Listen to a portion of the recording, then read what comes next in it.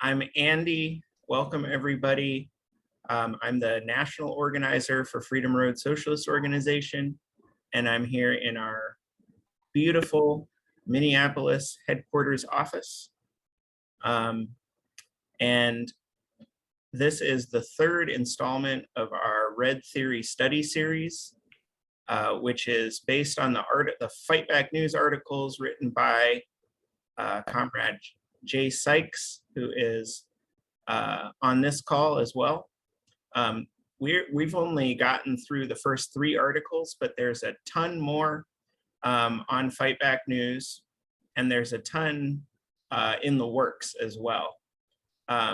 So I think if anyone is just thirsting for more Marxism, you can definitely, read ahead and to prepare yourself for when we eventually get to those for these calls. And my co-host is Chrisley.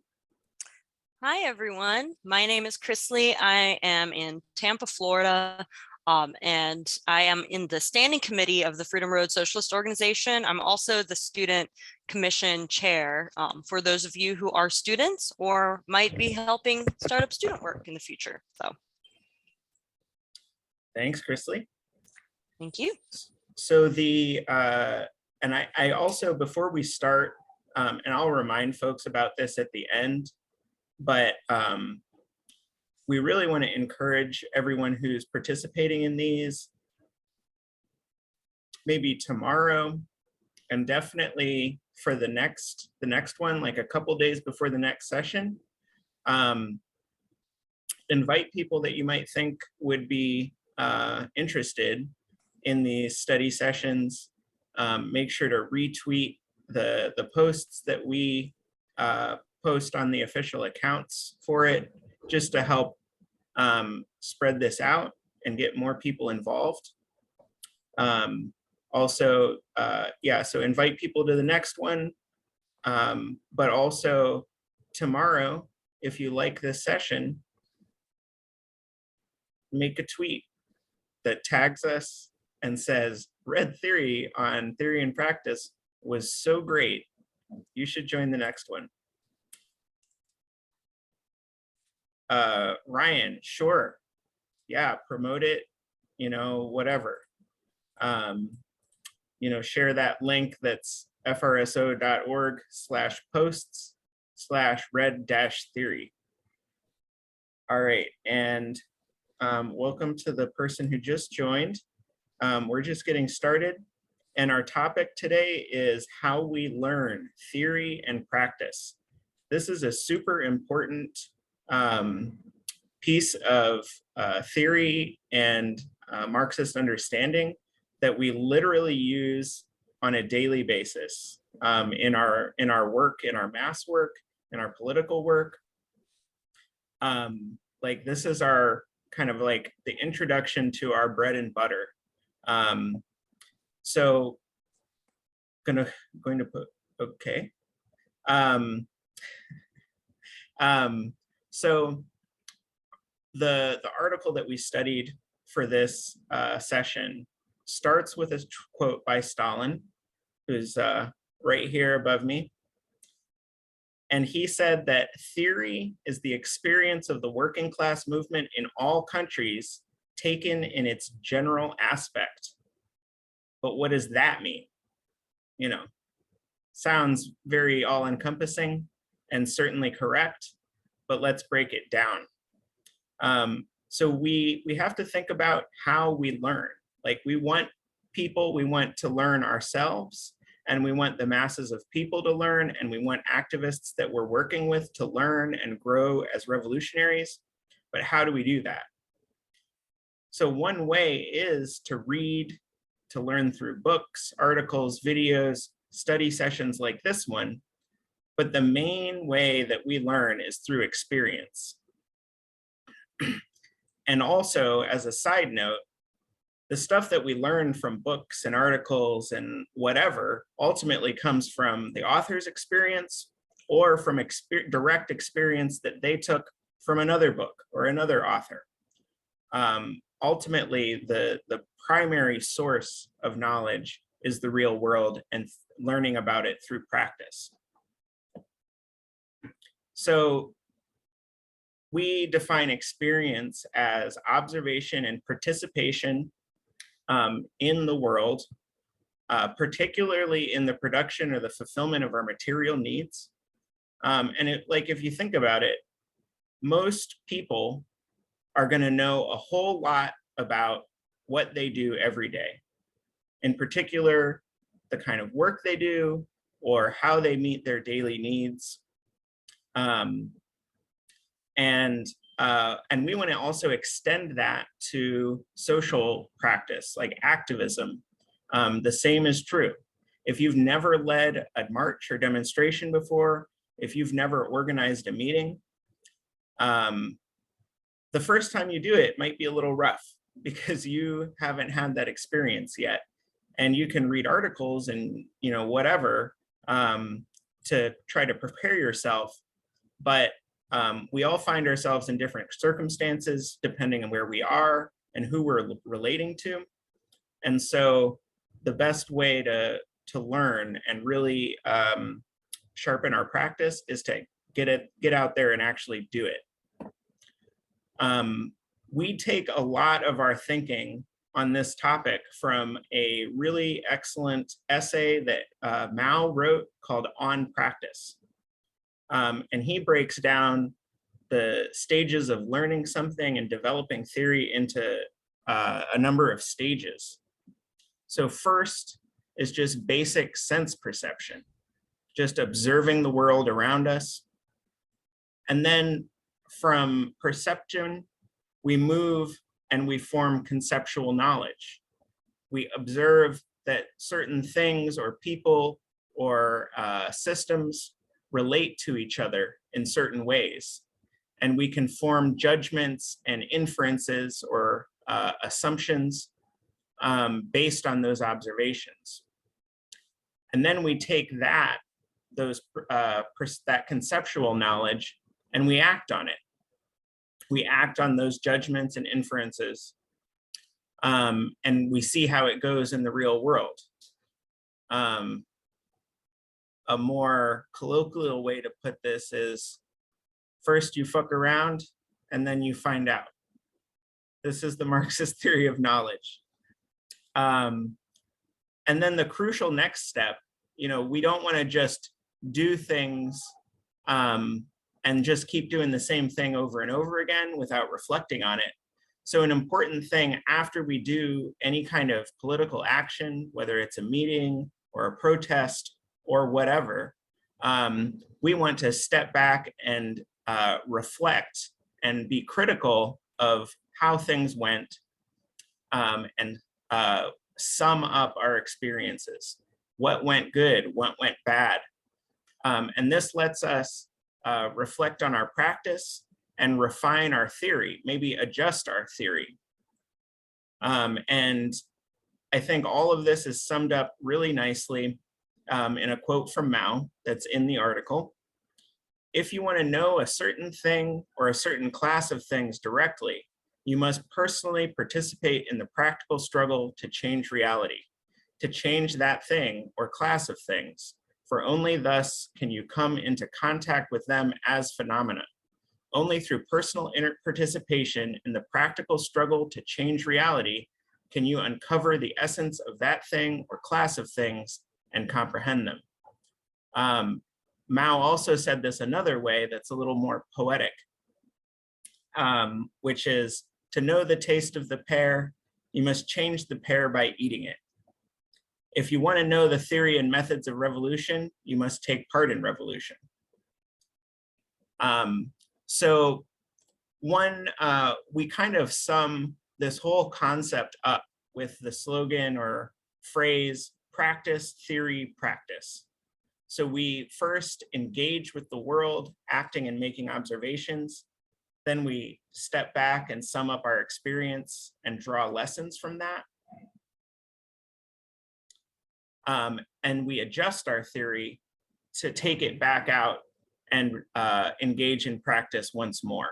So this is basically in a nutshell, the Marxist theory of knowledge. There's social practice. We develop theories about that. We test our theory in practice, draw conclusions, and then improve the theory again, and then take it back out. So it's a constant cycle. And a lot of times when Marxists talk about this, we kind of visualize this as an upward spiral. Like our progress towards revolution and the progress of our knowledge isn't this kind of constant increase, but rather cycles of theory and practice that we hope to, over time, refine. And I'm going to pass it over to Chrisley. Right. Thank you very much, Andy. So if those are the philosophical underpinnings of kind of how we learn, if we apply that method to the material world, what does that end up looking like, right? Like who is learning how? And we think that it's through class struggle, right? That the groups that people are organized in order to do this learning is through classes. Because of the way society is organized, right? So class struggle in particular is going to have a huge influence on our thinking. And as people go through organizing and meeting people and figuring out, well, is this group, like why do they have this particular political view? We always have to think of class interest and kind of root ourselves in that. Each class develops class consciousness through class struggle, kind of using the same laws that Andy just laid out, right? It's through that kind of development of the productive forces and then the relations that kind of hold those productive forces, that bind them all together. That was how the bourgeoisie learned how much they could exploit the working class, right? Like, I mean, I'm sure as they were starting to do it, they learned, wow, I can make lots of money having all of these people doing these tedious little tasks all lined up together. And then the more that they did it, and the more all of the people engaged in this mode of production, the more they learned how to do it and how much kind of like more they could exploit, what better technology they could produce. It was through the doing of that. And then kind of the converse is true, is that the working class through the class struggle will know, kind of like what place they really have in society, right? So it's through a strike that workers learn that, if they say no to working on the job, there's nothing their employers can actually do about it. They have the power to actually lose the company money and to potentially gain a win. There's going to be other factors that come into play as well. It's not in a vacuum, right? But it's through the action of actually taking up that organizing and saying something that whether or not you can actually win at that point in time, right? So all the principles of practice theory practice that were laid out. And it can't be understated the importance of class and class struggle in this question, because Marx put it really well, saying that class struggle is the motive force of all history. How people can obtain food, like who has the ability to produce and distribute it, who can kind of like how people can obtain the things they need. Those things are a thorough line across human development, right? So class consciousness grounds our perspective and shapes our ideology, right? We're not trying to have just the correct ideas for the sake of having kind of what we think are the most scientific and correct ideas.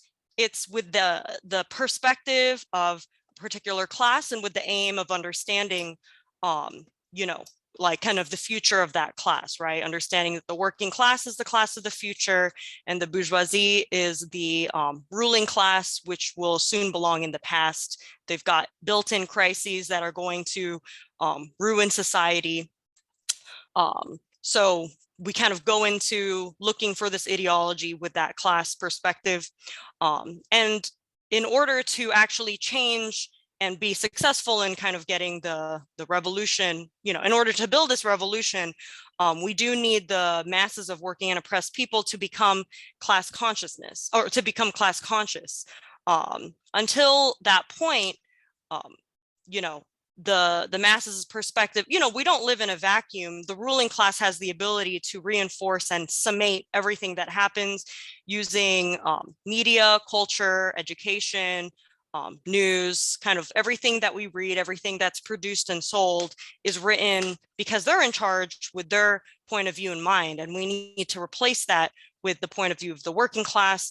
And in order to do that, we need to get the oppressed people and working class to be conscious of themselves as a class, right? You know, if you have a movement where there is a lot of like for instance, a movement against police crimes, and people are very conscious about that at that point in time. People are having an uprising. They're learning a lot about what they can and can't do without conscious intervention by revolutionaries to kind of analyze the class forces and, you know, kind of study with anyone and discuss with anyone why things are happening the way they are. It will be the bourgeoisie who sums it up, right? And we've seen them after 2020. They've definitely attempted to do that, saying, oh, it was just a few bad cops. And then when they couldn't get away with that, saying, okay, well, we're going to do police reform. You know, we're going to teach methods of de-escalation. And, you know, they're trying to kind of sum things up, and we need to replace that force. The working class needs to replace that role. And essentially, kind of through guiding this class struggle, through summating and having this class analysis, this class consciousness, we want to actually fuse all the revolutionary theory that we're talking about with the working class movement and the oppressed nationality movements, and to break free of capitalist ideas, right? We're going to have class struggle like manifesting in different ways across society, national oppression manifesting in different ways. And we need to actually be able to be organizing with people in order to kind of have them understand on a deeper level why this is happening. There's going to be an advanced section of the masses too, who are the most dedicated fighters, the most active, you know, Mao would call them the most advanced. And we need to get them to embrace revolutionary theory and fuse the theory with the advanced section of the working class. This is actually what we call fusion, and is, in our view, a condition for whether or not we'd actually have a party in the United States, right? Like, is there actually a group that is taking Marxist-Leninist theory and bringing it to the advanced section of the masses? And that's actually why we don't call ourselves a party. We don't think that there is one in the US at this time, so it needs to get built, right? And it's, you know, without understanding that it doesn't exist yet, you can't actually build one, because how are you going to know kind of what the lay of the land is, right? So, you know, this takes us into, you know, kind of understanding ourselves as materialists and what exactly that means, right? It's not like Madonna's Material Girl song, it's just wanting lots of money and you only care about cars or something. It's a term that actually says that our analysis starts from what exists in the material world, right? In the real concrete world of that we can perceive, right? And that we can actually access through, you know, kind of that first stage of knowledge Mao referred to, kind of basic sense perception. And that means that the practice that is happening out in the real world is the starting point for all the ideas and all the summation that happens along the way, right? We don't start with the ideas first and then want it to end in the realm of ideas, because that would make us idealists, which is, you know, kind of the opposite, the philosophical opposite of materialists. We believe that the truth needs to be sought first in the social practice of all people. We can take that knowledge and then bring it to a higher level and analyze it and figure out how they connect. And then we have to bring it back down to be practiced in the real world. It comes from the experiences of the people, it has to go back to the experiences of the people. So when we say materialists, that's what we're saying, is that the primary is kind of what you do out in the real world, right? And that it's worthless if you don't take it back out into the world of the masses to make a new reality, to take this knowledge to a higher level.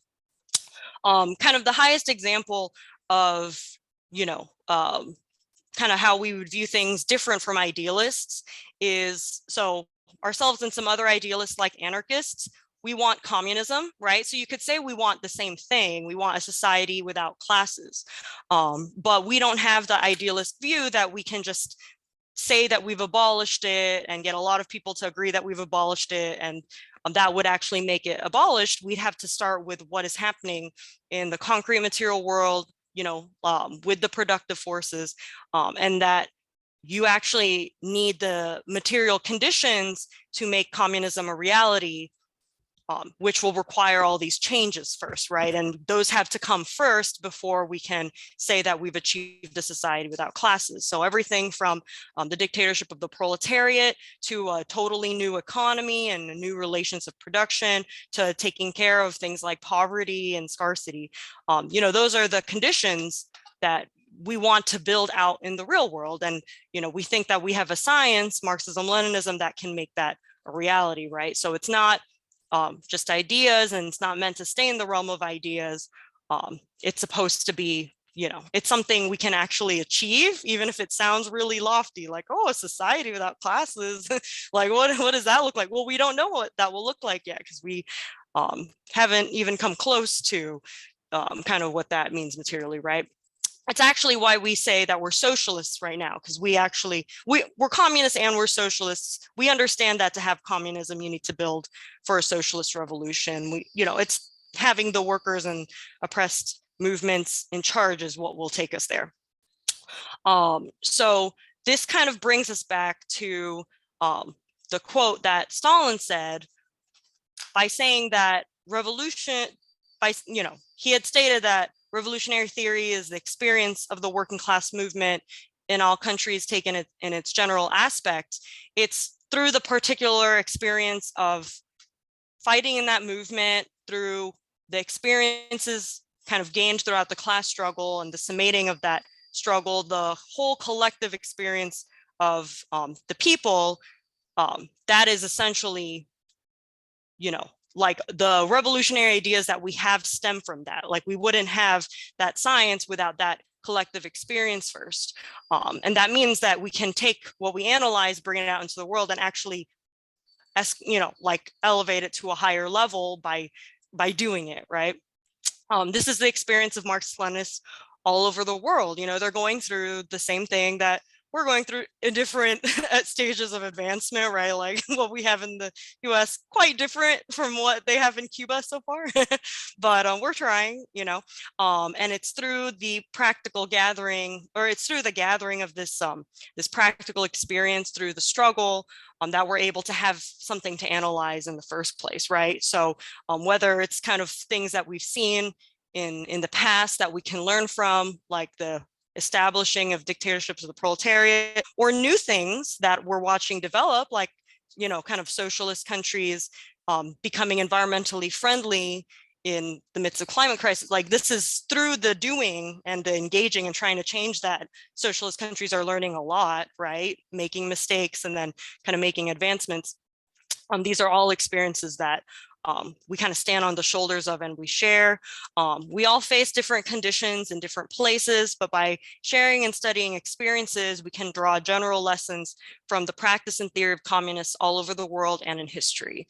And that's what we mean. And that's what Mao means when he says from the general to the particular, from particular to the general, is that we have to start with the facts of the class struggle.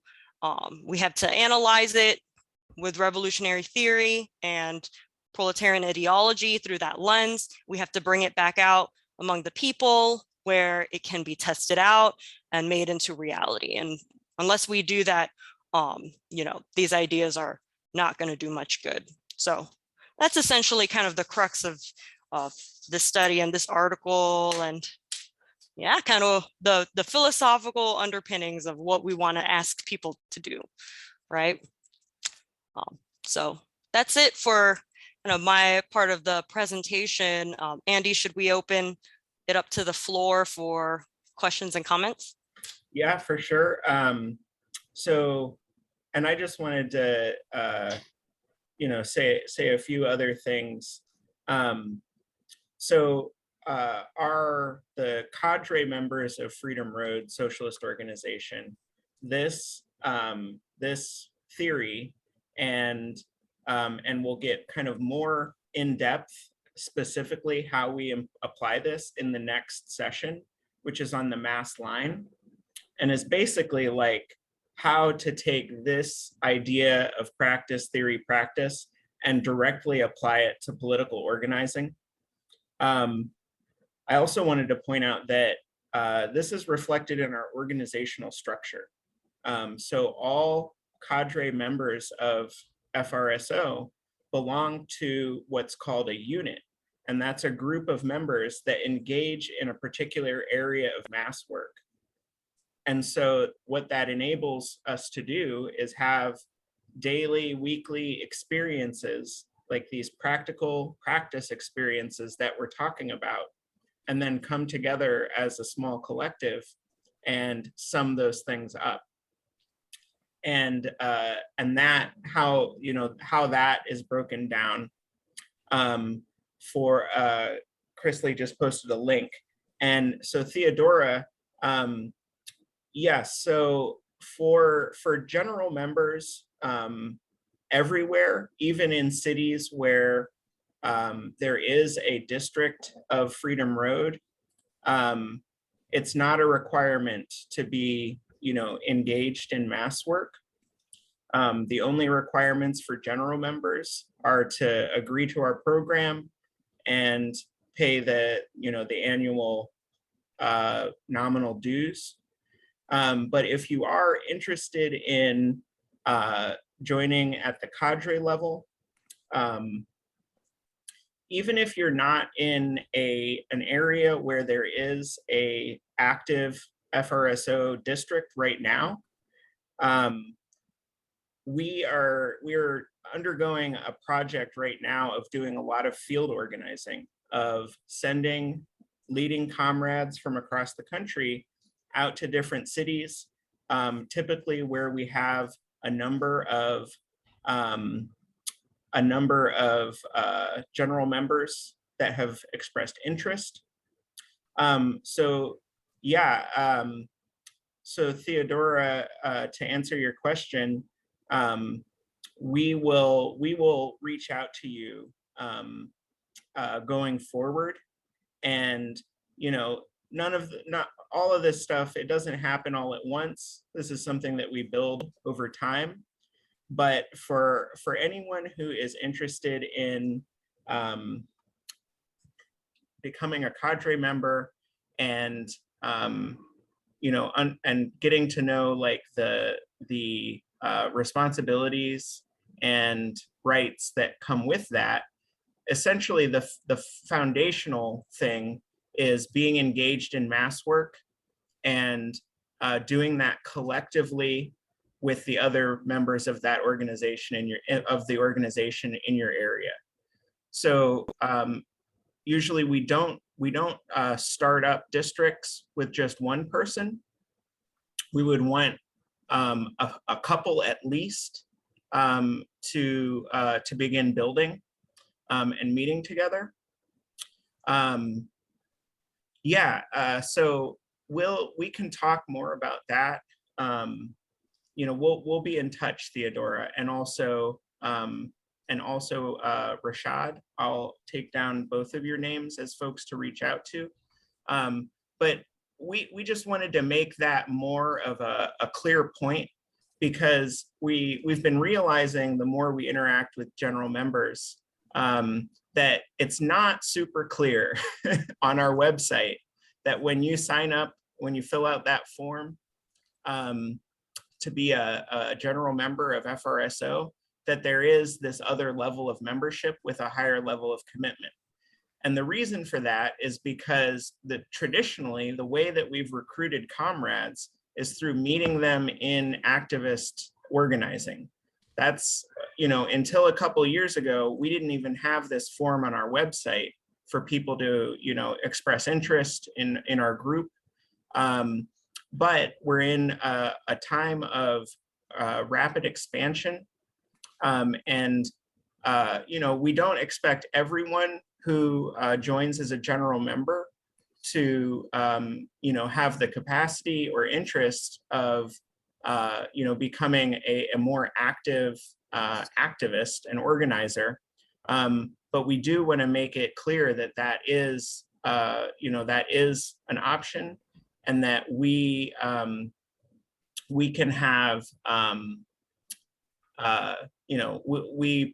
we're actively providing support to places that want to organize more in their local area.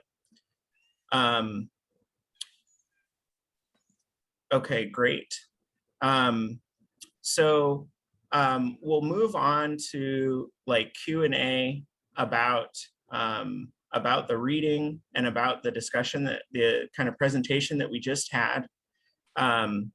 So again, like last time, if you feel like you know these concepts pretty well, we want to make sure that people that are on this call that haven't read this, that, and the other thing have a space to ask even basic level questions, because we want to bring everyone up to a higher level of understanding. That being said, if you have a kind of more detailed question, you can certainly ask that. But we want to prioritize people that may not, be as like confident in the, in their knowledge of these things, so that we can, kind of break everything down. And we also want to prioritize people of oppressed nationalities and genders to speak up as well, because we know, just kind of the default dynamics in society. A lot of groups will call this progressive stack. We like to call it socialist stack, as a funny little turn of phrase. But so that's my little speech, and we'll take hands for questions now.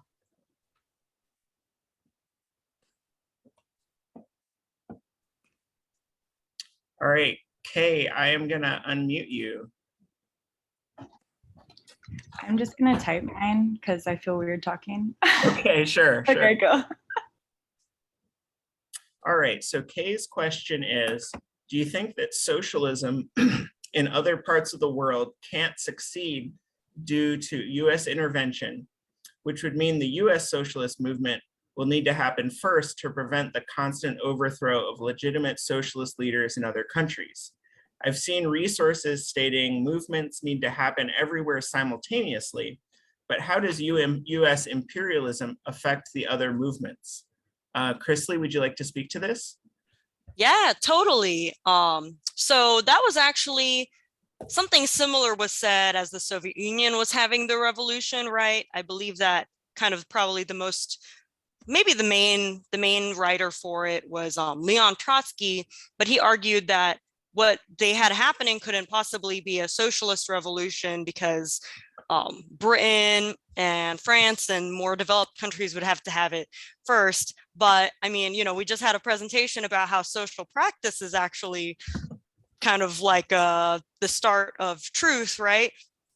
They did it, and they kind of proved that it was actually possible. And if you hear the phrase socialism in one country, it's kind of the counter slogan to the permanent revolution idea, which is that you actually can break those links. And Lenin actually, we talked about it on our last study a little bit, but Lenin, in analyzing imperialism and seeing that there were countries that were underdeveloped in the world, actually saw that far from being further behind when it comes to revolution necessarily, those weak links to imperialism actually was a way that it actually gave them an advantage, because the links of imperialism were in some ways weaker.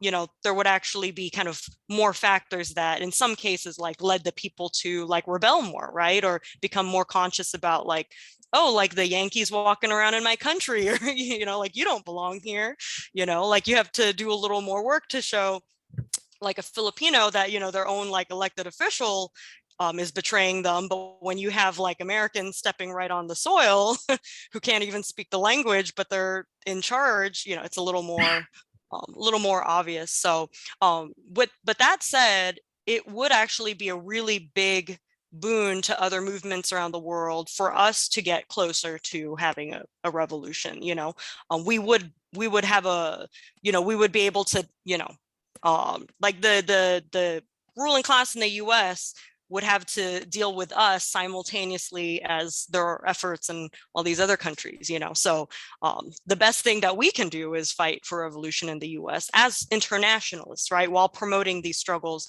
abroad. That's what people in other countries, we talk to parties across the world all the time.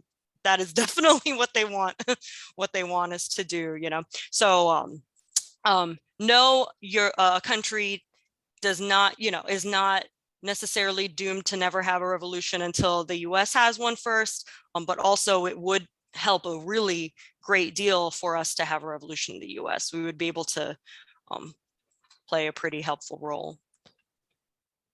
Yeah, I think this is a great question.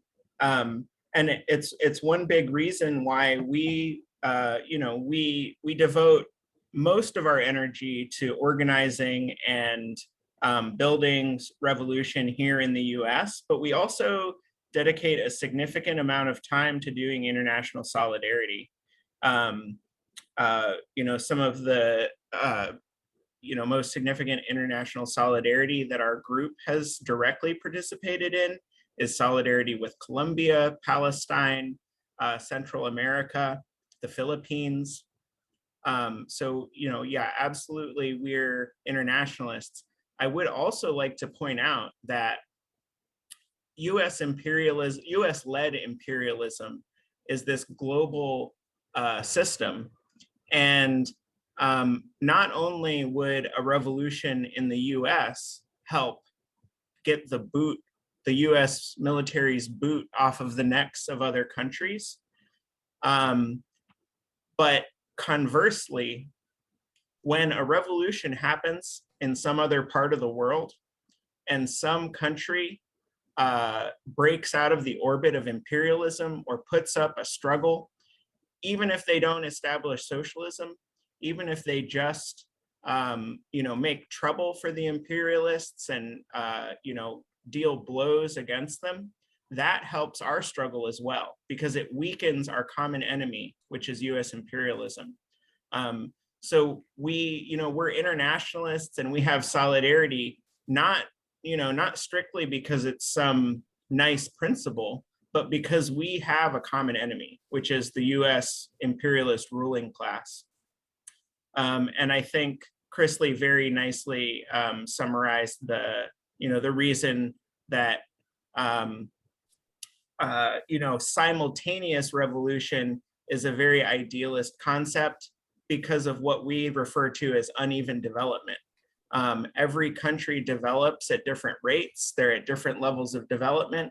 The conditions in the US are very different than those in the Philippines.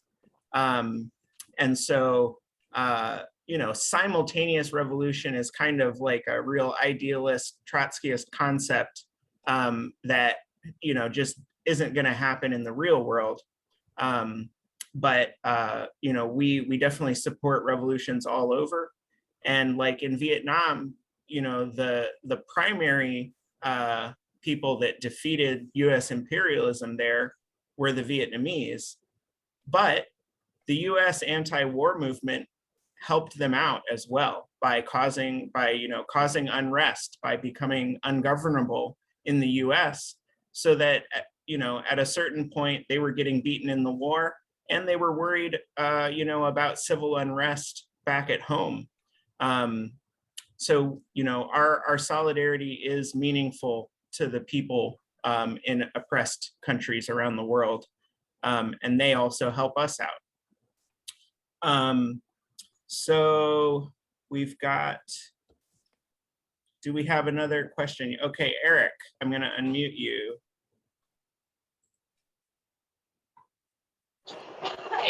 Hey, I'm gonna try and keep it concise, but what Chrisley brought up a while ago about the concept of fusion, this is a revolutionary strategy that's actually older than the existence of Freedom Road Socialist Organization. This grew up from the party building movement among Marxist-Leninists in the 1970s. And the opposing concept was that we will develop, the people whose thought we opposed thought that you could sort of develop theory in a vacuum without practice, right? And they were like, their argument was like, we're gonna get our theory correct first, which will then enable us to come to the masses of people with a fully developed program, right? And that was the opposing view. But back before Freedom Road existed, one of the component parts of Freedom Road was a group called Revolutionary Workers Headquarters. And Revolutionary Workers Headquarters were big proponents of fusion. And they said that's absolutely wrong. There's the only way that you can develop theory is to being involved in the living day-to-day struggles of our class and the oppressed. That's the only way to develop theory, because we take what we have gotten from the world communist movement in terms of theory, and we try to apply it in our own national context here. And then on the basis of whether or not the way we've interpreted that theory, whether or not it has success or failure, we draw lessons from this, we have the summation, and then we develop theory on that basis, right? So the idea of fusion is that we bring this Marxism-Leninism along with the summation of our practice of applying Marxism-Leninism to our conditions, and then we evaluate it on that basis and then develop theory from that, right? So this is, even though some of the Revolutionary Workers Headquarters takes on certain issues were wrong back then, we were the organization that survived because we were able to apply Marxism-Leninism as a living analytical science. So I really unite with what Christy said. She described it absolutely perfectly.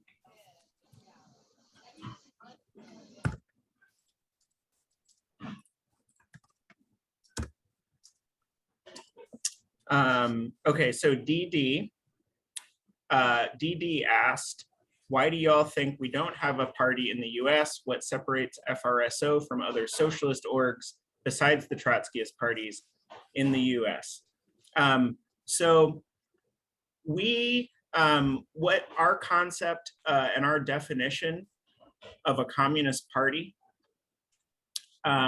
is, and this is you know, the definition that Marx used and the definition that Lenin used, but that a real communist party is a vanguard or the advanced leading detachment of the organized working class. So if you call yourself a party, like for instance, the Communist Party USA, but you don't lead a significant section of the working class, we don't consider you to be a communist party. Like we think that you know, having leadership over a significant section of the working class in the U.S.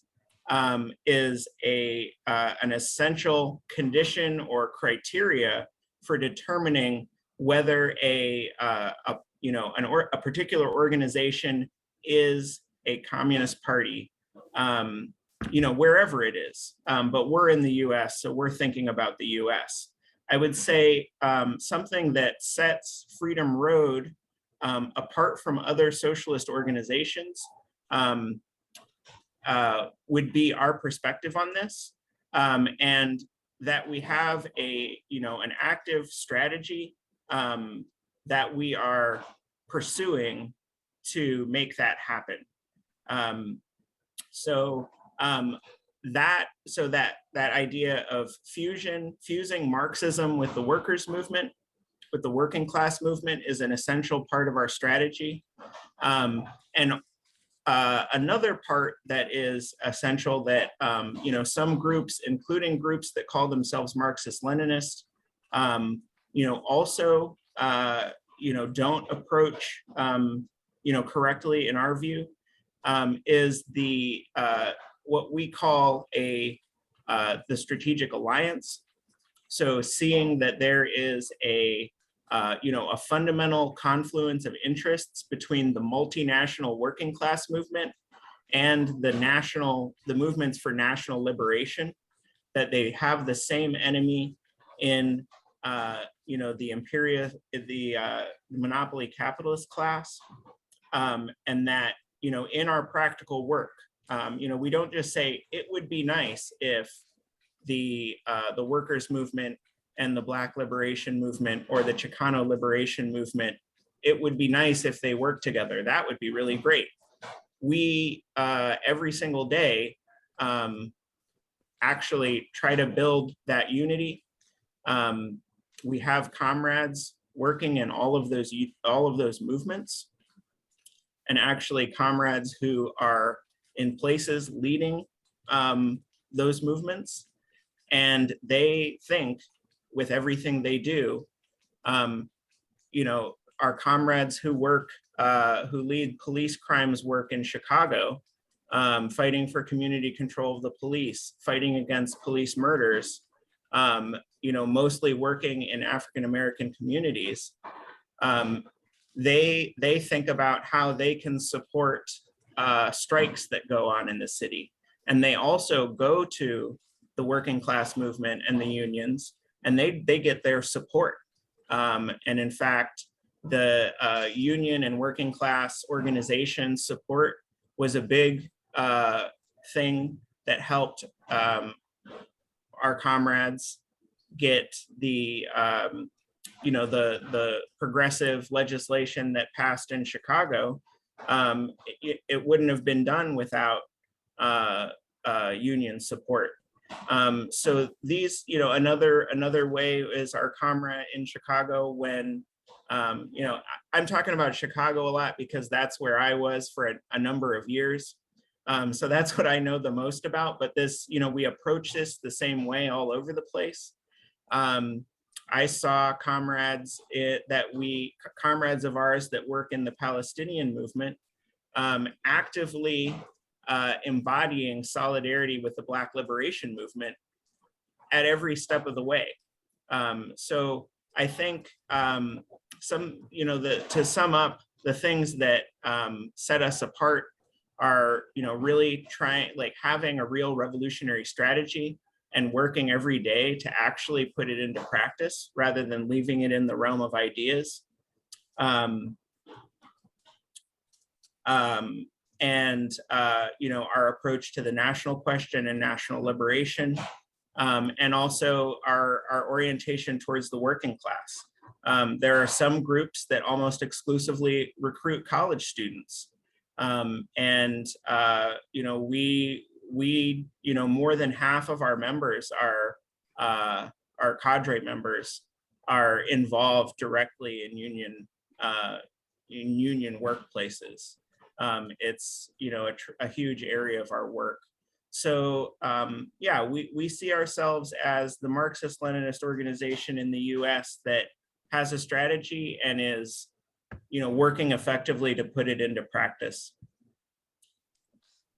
Chrisley.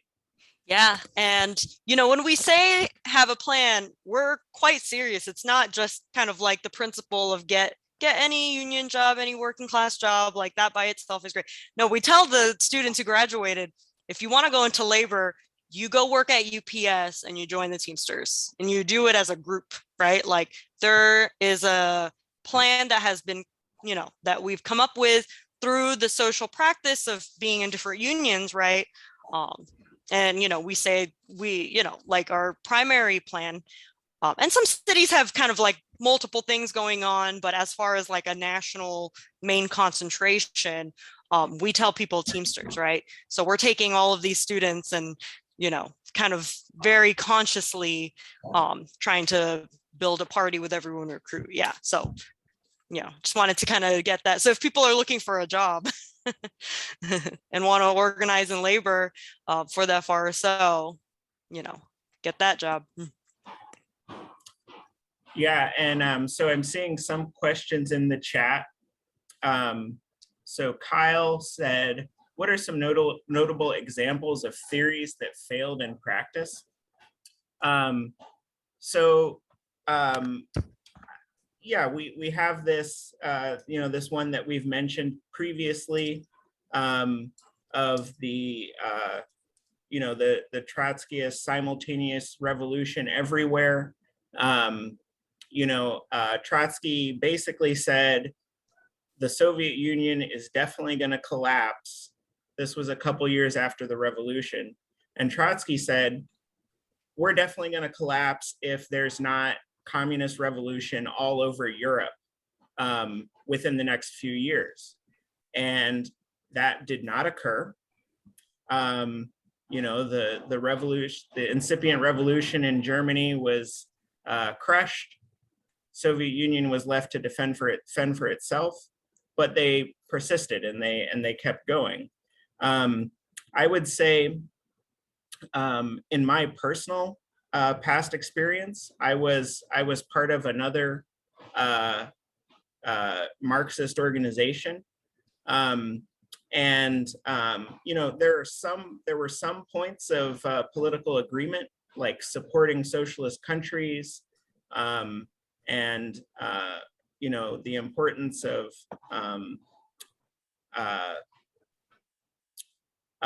doing activism, but the approach was very different. This was a group that did not study the mass line and did not have this perspective that, you know, in order to create correct theory, we have to, you know, first be among the masses, see what is going on, what do people need and want, how do we interpret that with Marxist theory, formulate a plan of action, and then go back among the masses and, you know, fight for change. This was a group that very much thought that they had all the politics already worked out. And so I saw a repeated pattern of activity where some political crisis would occur, such as the Occupy Wall Street movement, or the you know, the big bank bailouts in the 2009 financial crisis, or the immigrant rights crisis. And every single time, because they thought they already had the great theory, every single time their approach was to create a new mass organization and have comrades hold protests with that new mass organization that none of the masses were a member of, by the way, and intervene in the struggle this way.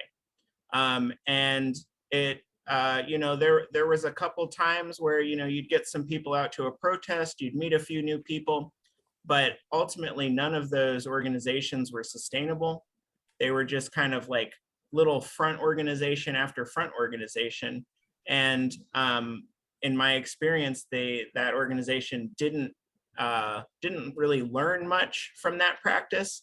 And they also didn't change a whole lot. So I think that's like kind of my personal experience with like, what happens if you're trying to be a communist and you don't do this stuff? Chrisley, do you have anything to say about failed theories? Yeah, I can think of one. And maybe this is a bit of a spicy take, but we're scientists. Syndicalism and the IWW's project, International Workers of the World, you know, they had a project of creating a big unified socialist, anti-capitalist union. And they did a lot in order to kind of unionize a lot of the United States in its early history. You know, I'm not, you know, like, you know, we understand that multiple things can be true at the same time, or they could make a lot of advances in this way, but be wrong when it comes to the fundamental question. Syndicalism basically means that by having just like kind of workers organizations, or just kind of like a, you know, like for some, they think it's like agrarian, like a commune, and you just connect all these communes together, you'll have socialism. And the IWW tried that and it failed, right? In the end, you still had a lot of big unions that the bourgeoisie, you know, was making sure that they kind of, you know, yes, the unions would form out of the spontaneous kind of workers' struggle that, you know, like, you know, that people like kind of organized out of necessity. But, you know, like we were saying earlier in the study, without the active leadership of revolutionaries, the bourgeoisie will still take over, right? And they made sure to get a lot of the union leaders kind of collaborating with them. And if the socialists are not in those unions where everyone else is, if they're trying to form their own kind of socialist only or leftist only unions, then, you know, the mainstream unions where all the workers are will still be controlled by the bourgeoisie, right? There will be no one to challenge the leadership of those groups. So that was the summation. You know, I don't know if anyone's read William Z. Foster, kind of one of the leaders of the CPUSA, who did a lot to help give us the theory that we have now for building a revolution in the US. He actually viewed that as an error, was taking all the socialists out of the mainstream unions so that, you know, maybe they had this nice union that was anti-capitalist, but all the workers were still joining the other ones, you know. So I think it's more complicated than that, because there was the question of the first industrial unions and the communists actually getting kicked out of a lot of the unions. So I'm simplifying it a lot. But the fact that a lot of people today still think that that's the strategy, like, oh yeah, well, the Teamsters has some corrupt leadership, so we shouldn't go in there, we should form our own union. We just see in practice that was wrong. You know, communists need to be where the masses are. So that's kind of an example of something that we still see today, which is kind of interesting. You know, we as Marxist-Leninists get called the dinosaurs, but I consider that kind of more of a dinosaur, a dinosaur idea that somehow is not yet dead. So. Yeah, so I'm gonna briefly address Sam's question and then speak to Rashad's question about patriotic socialism. So Sam wrote, what plans or tactics can we use to fight not only capitalism but also revisionism? And what do we do to avoid tailism or commandism when working with these other groups? I would say regarding revisionism, we do think revisionism is a danger, but our perspective on what revisionism might be a little different than what most people who are using that term,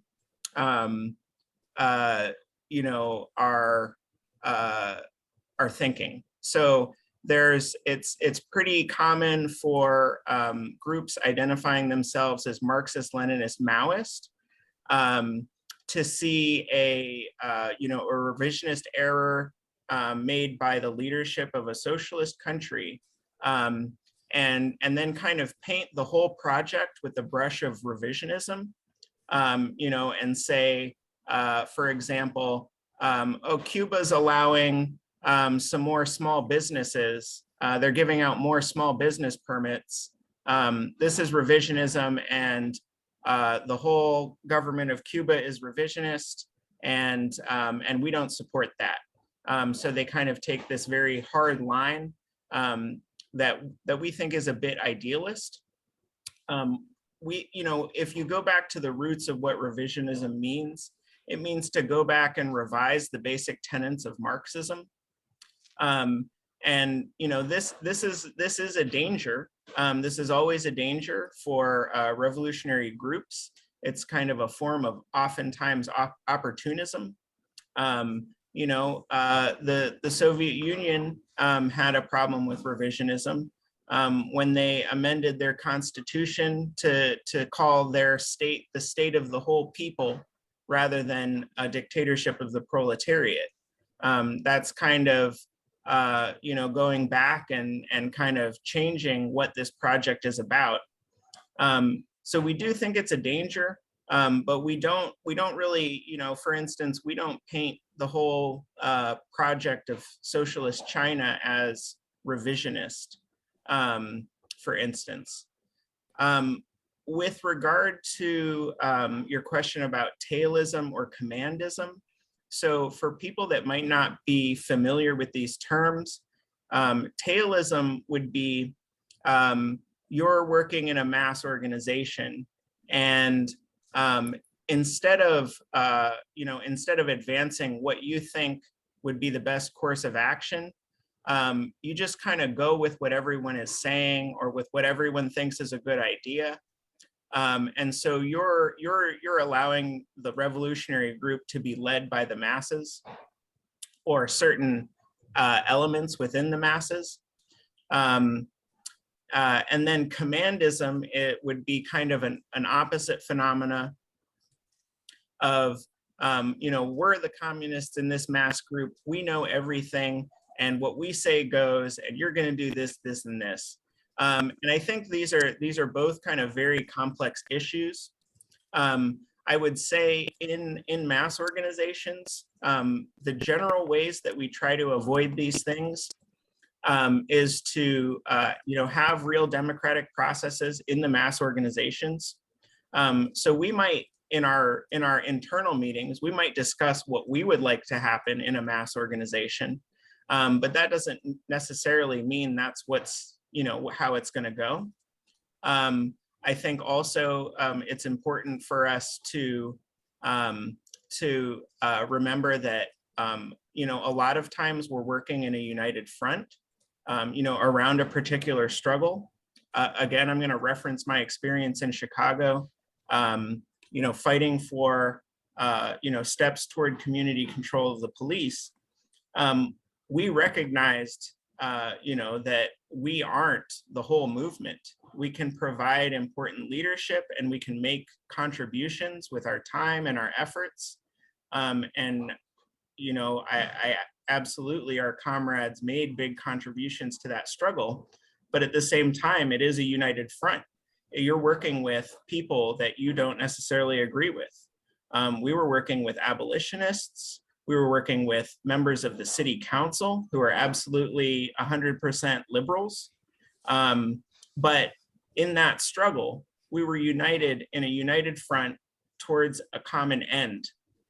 And I think that reminding yourself of that can help, avoiding these errors in mass work of tailing behind the movement or trying to command it. So we're going to move to the spicy topic of patriotic socialism. This trend, the patriotic socialism thing, it's not a new phenomena, but it's kind of regaining a lot of currency nowadays online, particularly. A lot of the times, when somebody that we go out and meet around the country or talk to, this is a little thing Tom does. If somebody asks him about patriotic socialism, he'll usually ask, have you ever met anyone in the real world who thinks that? So far he's had one person who's met a Pat Sock in real life. But our basic orientation towards it is that it's a reactionary trend in the socialist movement.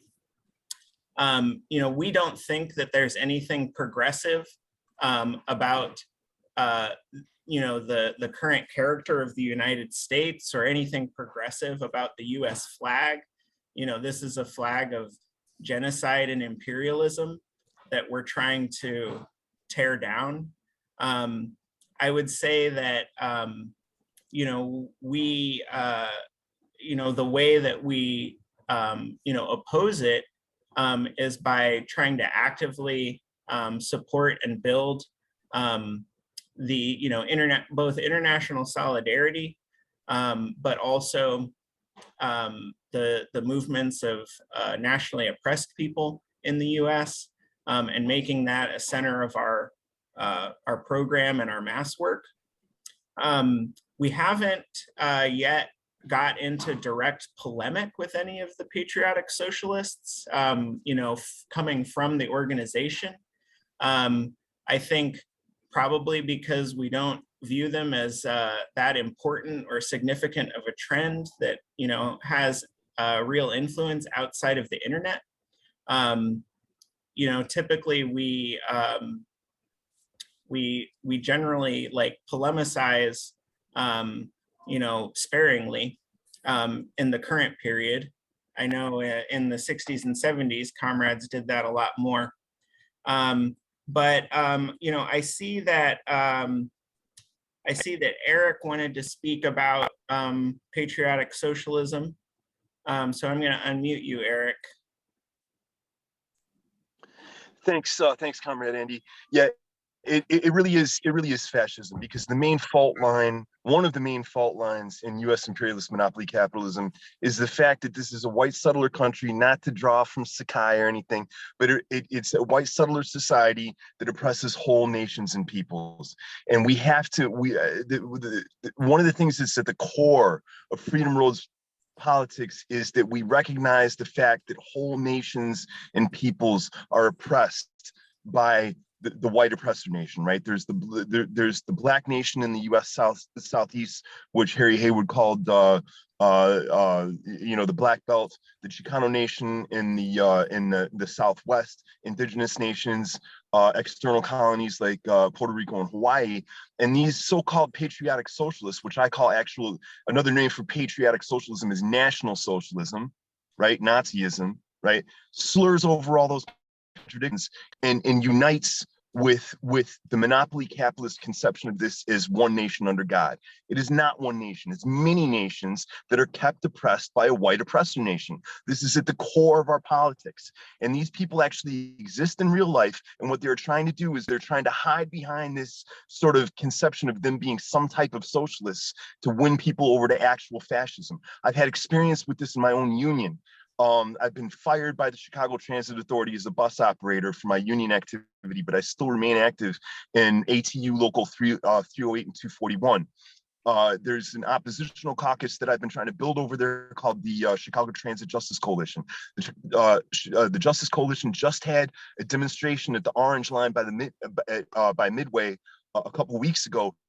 And some of these so-called patriotic socialists showed up and tried to give us fake support for this. Now, this is a union that's like 70% black, man. This is the wrong place for these knuckleheads to stick their fucking noses into, right? And so this one black worker who I'm very close with, who I collaborated with closely in trying to build this organization, asked my opinion of this organization. I told him, I'm like, man, anytime these knuckleheads come around, throw them the fuck out of there, man, because they are not here to try to build our interests, especially with this union being majority black workers, right? These people are fascists. They are 100% fascist. Caleb Muppin, aka the Muppet, who founded this organization, went to Russia to meet specifically with fascists, so-called Eurasianists that have that were supported by Russian fascist Alexander Dugin. These are people, and now they're trying to model their organization again along the lines of Lyndon LaRouche's organization, who was a domestic fascist here, who physically attacked CPUSA meetings and collaborated with the FBI secret police in the 70s. This is a big danger to us, and we have to, in any place we find them, whether or not it's in material, whether or not it's in reality here or on the internet, they have to be opposed all the time because they are racist and they are National Socialists. Okay, thank you, Eric. Chris Lee. Yeah, so I want to say, I don't think we should actually focus on them that much, because I don't think that they, if people have met any it sounds like some have unfortunately come to your union, and we can, we can smash those ideas with what we already know, right? We don't have to create a new strategy just for them. We can actually carry out the current strategy that we have, which is, if people stick with us, you'll learn about the details of that united front we want to build between the multinational working class and the oppressed nations, where we want to make sure that whatever working class movement we build fights against white chauvinism and has a view that is positive towards national liberation, right? Like that's the link that we're trying to build, and that Marxists before us have been trying to build. So I think that in doing that, we'll isolate whatever kind of like American exceptionalists or patriotic socialists, we kind of interact with. But I agree with Andy that from what we've seen so far, kind of in our practice, it is mostly like a very loud online thing that doesn't make sense to people when you talk to them IRL, right? Now, the thing that I do want to say is that we are trying to build an American Communist Party, right? We want to build the future CPUSA that has not abandoned Marxism-Leninism. We want to build that group. We think that the history of the American people is a proud history of struggles of different peoples, right? But starting with the kind of like the poorest farmers who like kind of had nowhere to live and then came to the US. I'm not saying that it was right what they did. Like the formation of this country was a settler colonial project that killed everyone who was there before. But, it was a project formed by the American colonists that had charters who worked for royalty, right? So that starting ruling class and those for the most part, the majority of the farmers and the immigrants who came over to the US did not go on to become the future Wall Street. They were the future proletariat, right? You went from like a peasant farming potatoes to like working in a factory. That's the course for a lot of these people. And because of that, because we have like such a shared enemy, we can link up all of these movements, and we want to have that united Communist Party in the US that can bring these social movements together. Why? Because if they're not brought in together, they will oppose each other, right? We'll have contradictions that won't be resolved non-antagonistically. They'll be resolved with like racism and, kind of these, and not just between white people and, like African Americans, for instance, but also between different oppressed nationalities. If you're an oppressed nationality, if you know, we've got all kinds of, ways that racist ideas will manifest. And that's kind of also why we're not just like nationalists of different like nations or whatever, like it's not just about one, your own personal nation or whatever. It's about kind of this united people's movement, right? So that I would say is the one thing that we have in common with the patriotic socialists, is that we do want to speak on behalf of American workers, but everything else about what they say is wrong. And I think the fact too that they're so interested in the conservative movement is very troubling. So I definitely agree with that. I don't think we should focus on them that much so, because we need to focus on uniting the advanced forces who can be united. I don't think that, kind of going at other socialists is really going to be a good use of our time.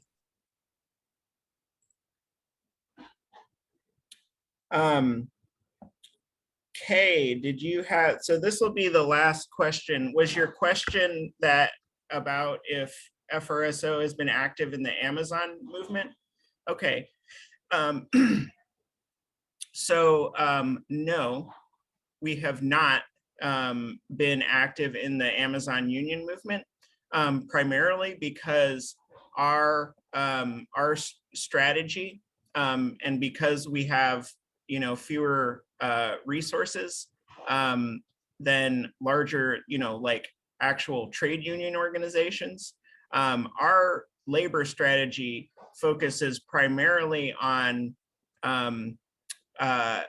recruiting or sending in cadre into unions that already exist, rather than sending cadre into unorganized workplaces.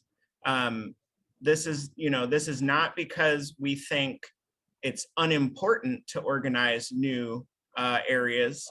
We do think that is important, but we think that we as communists can make the most make the most difference by joining existing unions and making them, fighting to make them fight, as what we say, fighting to make these unions that exist class struggle unions. But we absolutely support the Amazon movement.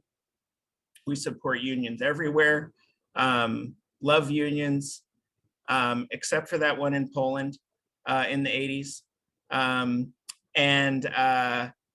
That's a little history joke there. Yeah, Chrisley? Yeah, I wanted to mention that the main way we relate to the Amazon movement is, we have a lot of comrades who are in the Teamsters and who played a good role in trying to make sure that the opposite, the slate that was going against the class collaborationist slate won. In large part, in small part to our organizing for the election, but in large part to our organizing during the contract campaign. And the Teamsters can organize Amazon. In fact, it's actually in their interest to organize Amazon because Amazon pays its drivers like half as much. So if the Teamsters will organize Amazon, then not only will the UPS drivers not have to worry about their pay getting cut in half because of this, this like underpaid section bringing everything down, but also the Amazon workers will get paid more, So that's kind of, it's a big demand that our folks push in the Teamsters work. But yeah, I would say that's the extent of it. But, that I think that will have a larger impact nationally than what Chris Maltz did is amazing. Don't get me wrong. We think that's a really important step in seeing how Amazon can be unionized. But for the national company, you need a national union. You just do. Yeah. Kay, where do you live? Can you put that in the chat just so I can follow up with you? Is that Austin, Texas? ATX? Okay, cool. Yeah, so that is a place where we do have a functioning district. So we can connect you with those folks if you're not already connected. So Aaron did ask if we could talk about dual power structures. I think we are running low on time, and I think it's a very interesting topic. Chrisley, did you want to say something real quick? Yeah, just real quick. So dual power is very similar to the syndicalism thing that was mentioned, which is if the workers can just make their own democratic groups a lot simultaneously and then connect, it can be almost the same as a worker state, but we have seen that's not, that hasn't actually worked, and you need a more conscious effort. So that was just the main thing that I want to say. People should go into the big unions that already exist is our line, so it's different than the dual power line.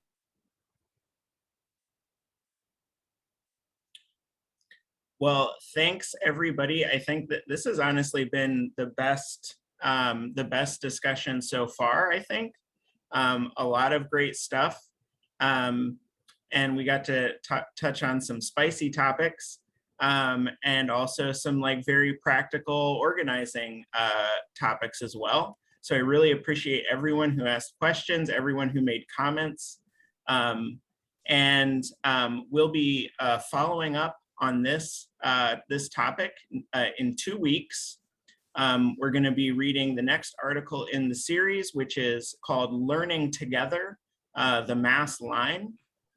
So it basically just takes the ideas about practice, theory, practice from this study and makes it concrete for organizing and revolutionary organization, which is what we call the mass line. And I will also put together a reading list for folks. And please also tweet about how great this was and how much fun you had. And invite people that you think might be interested in participating in these studies to participate in 2 weeks. So Kay, idealism. Kay, I'll follow up with you. Chrisley and I will follow up with you about that. Yeah, let me make a note. There are some good ones. Yeah, so left-wing communism and infantile disorder that Raya posted, that's a very good one. Yep. On Contradiction by Mao also, and it has the bonus of talking about stones and eggs, which is super fun. Dialectical Materialism by Maurice Cornforth. It's kind of almost like a textbook for dialectical materialism, but he just kind of uses these concepts, not writing anything new. But it's really good. It's really accessible. I'm just adding these to the reading list that I'm going to make and send out to you all. Okay, well, thank you so much, everybody, for being on, and we will see you in 2 weeks. Take care. For sure. Thanks so much for being on, everyone. Good night.